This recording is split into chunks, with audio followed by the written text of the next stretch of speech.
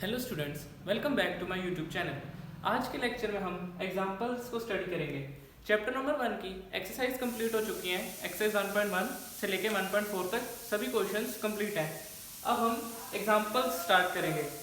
Examples हमने इसलिए last में लिए हैं ताकि आपका चैप्टर भी रिवाइज हो जाए। तो एग्जाम्पल नंबर 1 एनसीईआरटी की बुक के अंदर हमें गिवन है, use Euclid's division algorithm to find HCF of two numbers. HCF find करना है यूक्लिड्स डिवीजन एल्गोरिथम को लेके इन दो नंबर्स का। अब हमने यूक्लिड्स डिवीजन एल्गोरिथम और यूक्लिड्स डिवीजन लेमा को स्टडी किया हुआ है एक्सरसाइज नंबर 1.1 के अंदर। तो हम आज देखेंगे कैसे करना है। स्टेप 1 आपका था कि दोनों नंबर जो भी गिवन है उसमें से बड़ा नंबर कौन सा है वो आपने देखना है। एक हमारे पास नंबर गिवन है 4052, दूसरा नंबर है 12576। तो 12576 इज ग्रेटर देन 4052। स्टेप 1 में हम ये लिख लेंगे कि कौन सा ग्रेटर नंबर है। 12576 इज ग्रेटर देन 4052। अब वी अप्लाइड डिवीजन लेमा। अब डिवीजन लेमा अप्लाई करना है। अगर अब हमारे पास दो नंबर गिवन है तो हम दो नंबर्स फाइंड कर सकते हैं अकॉर्डिंग टू डिवीजन लेमा। तो बड़े नंबर को बीच में रख के छोटे नंबर से डिवाइड कर देंगे। बड़ा नंबर हमारे पास है 12576, छोटा नंबर है 4052। बड़े नंबर को बीच में रख के छोटे नंबर से डिवाइड कर देंगे। हमारे पास कुछ ना कुछ क्वोशंट और कुछ ना कुछ रिमाइंडर आएगा। अब हमारे पास दो नंबर थे, अब दो आ गए हैं। हमारे पास एक क्वोशंट और एक रिमाइंडर आ गया। अब हमें पता है dividend is equal to divisor into quotient plus remainder. Alright, dividend is equal to divisor into quotient plus remainder. इस फॉर्म में अब हम लिख लेंगे। यहां से डिविडेंड डिवाइजर क्वोशंट और रिमाइंडर को लिख लेंगे। Dividend is equal to divisor into quotient 3 plus remainder हमारा 420। और नेक्स्ट स्टेप के अंदर हमने चेक करना है रिमाइंडर को। हमें रिमाइंडर 0 के इक्वल चाहिए, लेकिन फर्स्ट स्टेप के अंदर हमारा 0 नहीं आ रहा है। अब हम क्या करेंगे, we apply division process again. Since r is not equal to 0, we apply division lemma again. अब दोबारा से डिवीजन लेमा अप्लाई करेंगे। अब हमारे पास नंबर है 4052 और 420। बड़ा नंबर है 4052 को बीच में रख के 420 से डिवाइड कर देंगे। हमारे पास क्वोशंट आ गया 9, रिमाइंडर आ रहा है 272। तो हम लिखेंगे dividend is equal to divisor into quotient plus remainder. अब रिमाइंडर हमारे फिर से 0 नहीं आ रहा, r नॉट इक्वल टू 0 है।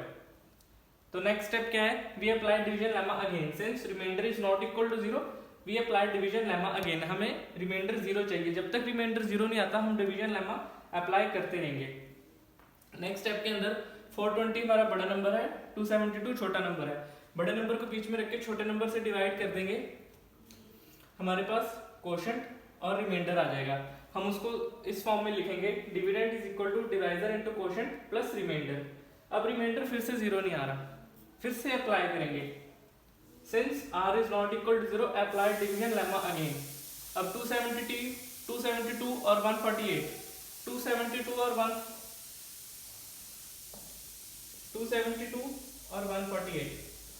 फिर हम डिवीजन प्रोसेस दोबारा से लगाएंगे। 272 is equal to 148 into 1 plus 124। अब रिमाइंडर फिर से 0 नहीं आ रहा। Since r is not equal to 0, apply division lemma again। दोबारा से डिवीजन लेमा अप्लाई करेंगे 148 और 124 के ऊपर। 148 और 148 को बीच में रख के 124 से डिवाइड कर देंगे। हमारे पास आ रहा है 148 is equal to 124 into 1 plus 24। Remainder is not equal to 0, apply division lemma again. तो 124 is equal to 24 into 5 plus 4। अब यहाँ पे हमारे पास रिमाइंडर 4 आ रहा है। Remainder is not equal to 0। Since r is not equal to 0, apply division lemma again. दोबारा से डिवीजन लेमा अप्लाई करेंगे 24 और 4 पे। 24 is equal to 4 into 6 plus 0। अब हमारे पास रिमाइंडर 0 आ चुका है। ऑलराइट, हमने ये चेक करना होता है स्टेप 2 के अंदर कि रिमाइंडर 0 नहीं आना है, रिमाइंडर 0 आना चाहिए। अगर रिमाइंडर तो 0 नहीं आ रहा है तो हम अगेन करेंगे। सेकंड स्टेप में आ जाएगा, सेकंड में आ रहा है, थर्ड में। तब तक करते रहना है जब तक कि लास्ट में हमारे पास r इज इक्वल टू 0 ना आ जाए। अब हमारे पास रिमाइंडर 0 आ गया। अब हमें HCF बताना है 4052 और 12576 का। अब HCF हमारा होता है जो डिवाइजर की प्लेस के ऊपर नंबर होता है। लास्ट स्टेप के अंदर जब हमारा रिमाइंडर 0 आ जाएगा, हमारा एचसीएफ होता है जो कि डिवाइजर की प्लेस पे नंबर होता है। तो divisor here is 4, therefore HCF is equal to 4। आप लिखेंगे HCF of 4052 and 12576 is 4। Alright, समझ में आ गया। स्टेप 1 तो हमारा होता है, हमने जो नंबर हमारे क्वेश्चन में गिवन है उसमें से ग्रेटर नंबर देखना है और हमने लिखना है जो नंबर ग्रेटर है, जैसे 12576 इज ग्रेटर देन 4052। स्टेप 1 ये हो गया। स्टेप 2 हमारा बड़े नंबर को बीच में रख के छोटे नंबर से डिवाइड करेंगे। कुछ ना कुछ रिमाइंडर और कुछ ना कुछ क्वोशंट आएगा। हमें रिमाइंडर 0 चाहिए। अगर रिमाइंडर 0 ना हो, स्टेप 3 होता है अप्लाई डिवीजन लेमा अगेन। तब तक डिवीजन लेमा अप्लाई करते रहना है जब तक हमारा रिमाइंडर 0 ना आ जाए। जब रिमाइंडर 0 आ जाएगा, जो डिवाइजर की प्लेस पे नंबर होता है that is the HCF of given two numbers. Clear है क्वेश्चन? एचसीएफ कैसे फाइंड करते हैं? डिवीजन एल्गोरिथम के साथ। नेक्स्ट एग्जांपल पे चलते हैं। एग्जांपल नंबर 2 हमारे पास क्वेश्चन में गिवन है, show that every positive even integer is the form 2q and every positive odd integer is of the form 2q plus 1 where q is some integer। हमें कह रहे हैं, बताओ, शो करना है कि एवरी पॉजिटिव इवन इंटीजर वो form होगा 2q और अगर ऑड इंटीजर है तो उसको कौन सा फॉर्म में होगा 2q plus 1। तो सॉल्व करते हैं। सबसे पहले step 1, let a be any positive integer. कोई भी a को हम पॉजिटिव इंटीजर ले लेते हैं। इवन और ऑड हमने इसलिए नहीं लिखा क्योंकि वो तो हमने प्रूफ करना है। Let a be any positive integer. Alright, अब यहाँ पे 2q है हमारे पास और 2q plus 1। 2q अगर है तो 2q plus 0 लिख सकते हैं। अगर 0 लिखो चाहे ना लिखो, ये 2q ही है। ऑलराइट, तो यहाँ से हमें हिंट मिल रहा है जो हमारा डिवाइजर है वो 2 है। तो here b is equal to 2। ये हमें कहाँ से पता चला है? ये हमें क्वेश्चन को देख के पता चला है। तो by Euclid's division algorithm, Euclid division algorithm था हमारे पास a is equal to bq plus r, dividend is equal to divisor into quotient plus remainder. ये step very very very important. Remainder की वैल्यू 0 से ग्रेटर देन और equal तो हो सकती है लेकिन डिवाइजर से हमेशा छोटी होएगी। ऑलराइट, रिमाइंडर की वैल्यू डिवाइजर से हमेशा छोटी रहेगी। तो हमारे पास डिवाइजर 2 है, डिवाइजर से छोटी वैल्यू होगी तो r की वैल्यू हो सकती है 0 या 1। 2 नहीं हो सकती क्योंकि यहाँ पे इक्वल टू का साइन ही है। ऑलराइट, तो रिमाइंडर की वैल्यू हमारे पास, रिमाइंडर की 2 पॉसिबल वैल्यूज हो सकती हैं, या तो 0 या तो 1। अगर तो रिमाइंडर 0 है तो हमारे पास आएगा a is equal to 2q plus 0 where remainder is 0, a is equal to 2q plus 1 when remainder is 1। तो केस 1 है, ये हमारा केस 1 हो जाएगा, ये हमारा केस 2। इसको सॉल्व करते हैं। Case 1, a is equal to 2q plus 0, a is equal to 2q। अब 2q है, ये इवन नंबर है। ये इवन क्यों है? क्योंकि इसमें से हम 2 कॉमन लेके इसको 2 इंटू q लिख सकते हैं। इवन इसलिए होता है क्योंकि जब हम 2 कॉमन ले सकते हैं।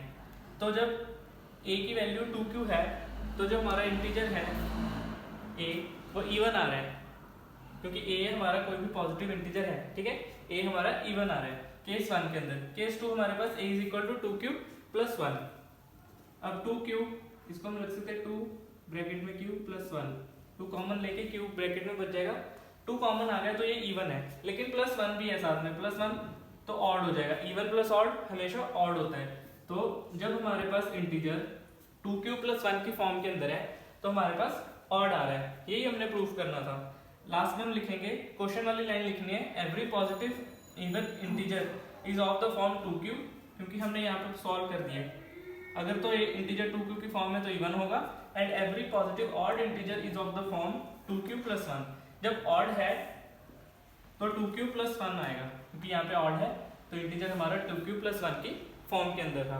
क्लियर है? ये क्वेश्चन कैसे करना है? सबसे पहले तो हमने let a be any positive integer, इसमें इवन और ऑड नहीं लिखना है क्योंकि वो हमने प्रूफ करना है। तो b हमारे पास 2 है, b 2 कहाँ से आया? क्योंकि क्वेश्चन में ही क्लियर हो रहा है 2q प्लस 1। अब डिवीजन एल्गोरिथम हमें कहता है dividend is equal to divisor into quotient plus remainder. Remainder की value greater than equal to 0 हो सकती है और डिवाइजर से हमेशा छोटी होगी, उसके इक्वल नहीं होगी। तो तो यहाँ से हमें दो पॉसिबल केसेस बन रहे हैं, रिमाइंडर की वैल्यू या तो 0 या तो 1। a is equal to 2q plus 0 when remainder is 0, a is equal to 2q plus 1 when remainder is 1। दोनों केसेस को हम सॉल्व करेंगे। अगर हमारा इंटीजर 2q की फॉर्म में तो इवन आ रहा है, अगर हमारा इंटीजर 2q plus 1 की फॉर्म में है तो ऑड आ रहा है। तो therefore every positive even integer is of the form 2q। अगर तो इंटीजर इवन पॉजिटिव है तो 2q, अगर इंटीजर पॉजिटिव ऑड इंटीजर है तो 2q plus 1। क्लियर है एग्जांपल नंबर 2। नेक्स्ट एग्जांपल हमारे पास है एग्जांपल नंबर 3। एग्जांपल नंबर 3 में पूछ रहे हैं show that any positive odd integer is of the form 4q plus 1 और 4q plus 3। अब कोई भी पॉजिटिव ऑड इंटीजर है वो 4q plus 1 और 4q plus 3 की फॉर्म में होगा, ये हमें प्रूफ करना है, ये हमें शो करना है। स्टार्ट करते हैं। Let a be any positive integer, suppose कर लेंगे a कोई भी हमारा पॉजिटिव इंटीजर है। अब यहाँ पे हमारे पास गिवन है कि 4q plus 1 और 4q plus 3 की फॉर्म में होगा। अब dividend is equal to divisor into quotient plus remainder होता है, तो हमें यहाँ से पता चल रहा है a is equal to bq plus r होता है, तो b की वैल्यू यहाँ से 4 है, हमें क्वेश्चन में से देख के पता चल रहा है। तो here b is equal to 4, ये हम क्वेश्चन में से देख के पता लगा लेंगे क्योंकि 4q plus 1 और 4q plus 3 है, तो हमारे पास a is equal to bq plus r होता है, तो b की वैल्यू यहाँ से 4 है, तो here b is equal to 4। अब यूक्लिड्स डिवीजन लेमा, अब यूक्लिड्स डिवीजन लेमा को अप्लाई करेंगे, is equal to bq plus r, तो हमारे पास b हमारे पास 4 है, तो a is equal to 4q plus r। अब ये इंपॉर्टेंट स्टेप है, r की value greater than equal to 0 तो हो सकती है लेकिन हमेशा डिवाइजर से छोटी होगी, तो डिवाइजर हमारे पास 4 है, 4 से छोटी छोटी वैल्यूज, 4 से छोटी वैल्यूज होंगी 0 1 2 3, ऑलराइट 0 1 2 3। तो remainder can take the values, possible remainder की वैल्यूज हो सकती हैं 0 1 2 3, 4 वैल्यूज हो सकती हैं, ठीक है। a is equal to 4q plus 0 when remainder is 0, a is equal to 4q plus 1 when remainder is 1, a is equal to 4q plus 2 when remainder is 2, a is equal to 4q plus 3 when the remainder is 3। 4 cases बनेंगे हमारे पास, one by one solve करेंगे। Case 1 हमारे पास है a is equal to 4q plus 0 इसलिए when remainder is 0, a is equal to 4q, ठीक है, 0 लिखो चाहे ना लिखो, one and the same thing. अब यहाँ से अगर तो हम 2 कॉमन ले सकते हैं तो इवन होगा, साथ में कोई टर्म गिवन नहीं है, ठीक है। तो 4q में से हम 2 कॉमन ले लेंगे, पीछे ब्रैकेट में बचा 2q।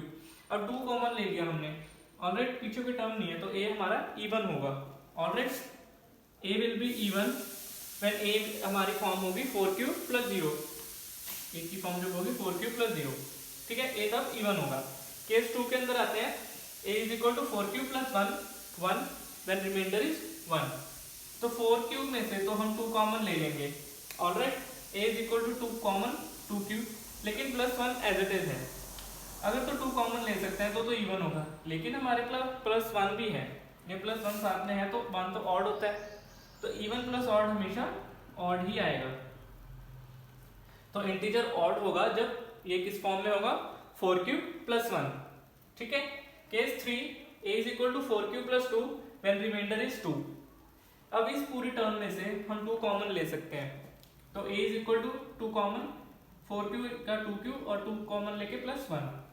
अब इस टर्म में से तो पूरा कॉमन आ चुका है, साथ में कोई और टर्म नहीं है, तो ये a इवन होगा, ऑलराइट, कोई भी इंटीजर इवन होगा जब वो फॉर्म होगा 4q plus 2 के अंदर, ऑलराइट। केस 4 के अंदर आते हैं, केस 4 हमारे पास है a is equal to 4q plus 3 when remainder is 3, तो इस 3 को हम 2 plus 1 लिख लेंगे, 2 plus 1 3 होता है, ऑलराइट, तो हमने इस 3 को ब्रेक करके 2 plus 1 लिख लिया।